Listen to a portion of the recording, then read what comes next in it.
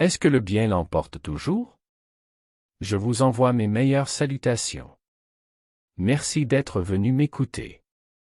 C'est un plaisir de vous avoir ici.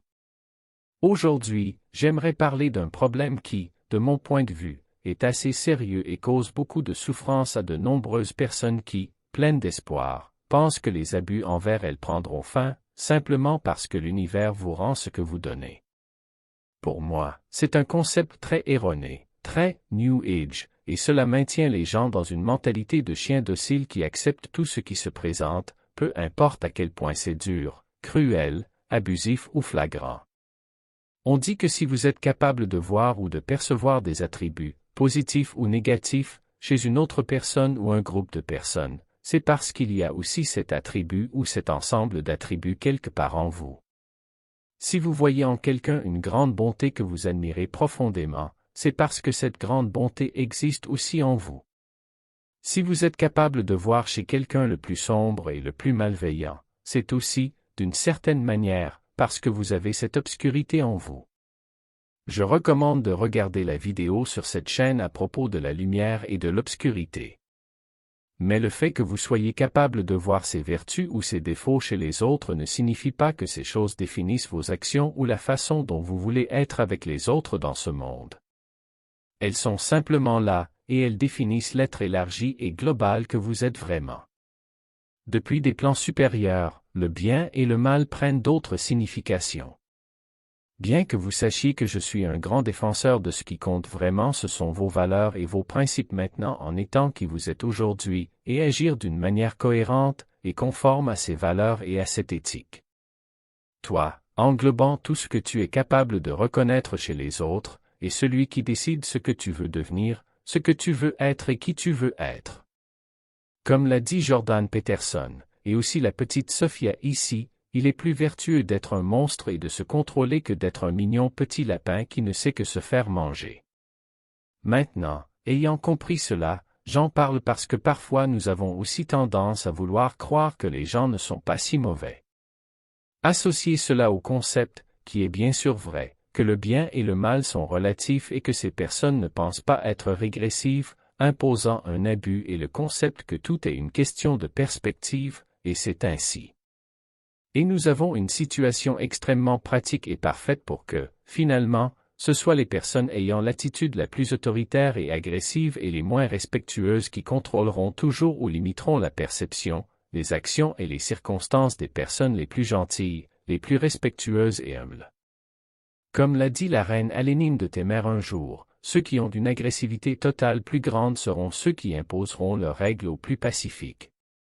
Ma théorie, ou l'une d'entre elles, sur l'une des principales raisons profondes pour lesquelles nous refusons de voir le mal chez les autres, en dehors du désir évident de ne pas avoir une expérience inconfortable ou traumatisante, comme je l'ai dit précédemment, c'est que nous ne voulons pas admettre que le mal existe aussi en nous, même si nous choisissons d'agir noblement dans notre vie quotidienne. Parce que supposer que le mal existe dans notre réalité, impliquerait également de reconnaître que cette réalité existe précisément parce que nous l'avons manifestée nous-mêmes. Et ce que nous sommes, nous le manifestons. Imaginons que tu joues à un jeu de société avec moi, n'importe lequel que tu veux. Il se trouve que tu as un ensemble de règles et de limitations qui s'appliquent à ton pion ou à ton équipe de pions, tes cartes, ou tout ce que tu veux imaginer. Tu commences à te déplacer sur le plateau, mais tu es limité à te déplacer quand c'est ton tour, selon le nombre indiqué par ton dé, et aux événements liés aux cases sur lesquelles tu te déplaces. Certaines règles te renvoient à la case départ. Certaines règles enlèvent tes pions et tes ressources pour toujours, jusqu'à la fin du jeu. Certaines règles t'empêchent d'avancer tant que tu ne remplis pas certaines conditions. Cependant, pendant que tu avances du mieux que tu peux, en respectant ces règles et en faisant les choses correctement, tu observes comment je déplace mes pions quand j'en ai envie. Tu vois comment je tombe sur certaines cases auxquelles je devrais réagir d'une certaine manière, et je ne le fais pas. Tu vois comment j'arrive sur ton pion, je marche dessus et je l'enlève, même si les règles du jeu disaient que je ne pouvais pas le faire. Je veux dire les règles, ce qui est réel et ce qui ne l'est pas, qui joue et qui ne joue pas, et la signification des événements, absolument tout cela, je le dicte. Est-ce juste? Qui gagnera toujours le jeu? La réponse est simple. La personne qui contrôle le jeu gagnera toujours, ou seulement ceux que cette personne décide de faire gagner. Maintenant, remplace les mots « règles » et « limitation » par les mots « éthique », « morale », « empathie » ou même « code d'honneur » à la place. Écoute à nouveau depuis que nous avons commencé le jeu de société, et tu comprendras le message que je veux te transmettre. Est-ce que cela signifie que nous devrions abandonner notre éthique, nos valeurs morales, notre empathie ou notre code d'honneur? Je ne suis pas celui qui te dira, encore moins qui t'imposera, comment procéder ou qui tu deviendras, mais je peux te parler de ma perspective, de ma façon de vivre. Je ne pense pas que la réponse soit de renoncer à tes valeurs et à ton code d'honneur, car ce serait renoncer à toi-même. Pour moi, c'est un chemin direct vers ta perte, vers la perte de ton âme, de ta connexion. Cependant, cela ne signifie pas que nous devrions rester silencieux lorsque nous voyons une injustice ou un abus de quelque nature que ce soit, quelle que soit la raison de l'agresseur.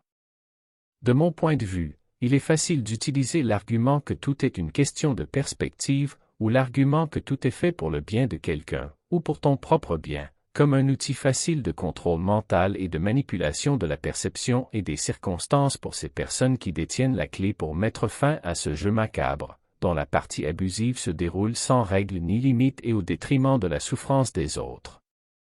Un exemple clair de cela est juste là avec toi, et nous l'appelons la cabale des contrôleurs de la Terre, bien que je sois sûr que tu peux l'appliquer à ta vie quotidienne. Je crains de ne pas être sûr que le bien l'emporte toujours, de notre point de vue, surtout si seule une source d'information est considérée comme porteuse de vérité. Cependant, comme je l'ai dit dans la vidéo précédente, la vérité se révèle d'elle-même, tant que tu es prêt à la trouver. Parce qu'une attitude régressive, peu importe à quel point elle se cache derrière un masque de prétendue bienveillance, finit par donner de forts indices sur ce qui se cache derrière, tant que tu es prêt à le voir. Même si, évidemment, ils savent parfois semer la confusion.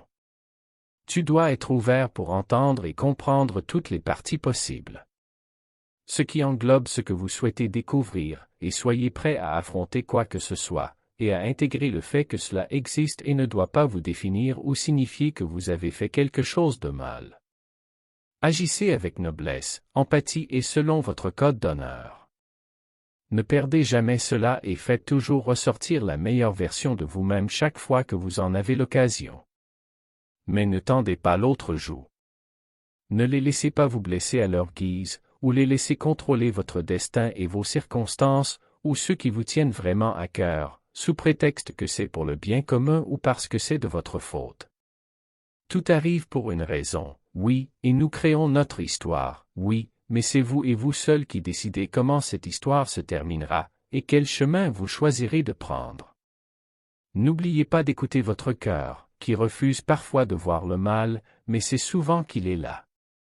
Cependant, il brillera chaque fois qu'il le pourra et saura avancer intelligemment en évitant et en exposant les ténèbres. Prenez courage. C'est un grand test. Surmontez-le. Je ne sais pas si le bien l'emporte toujours, mais vous pouvez gagner. Je conclurai avec une pensée que j'ai évoquée il y a quelques vidéos. J'ai tendance à penser que le contrôle mental n'existe pas seulement sur Terre. Zaël de Héra.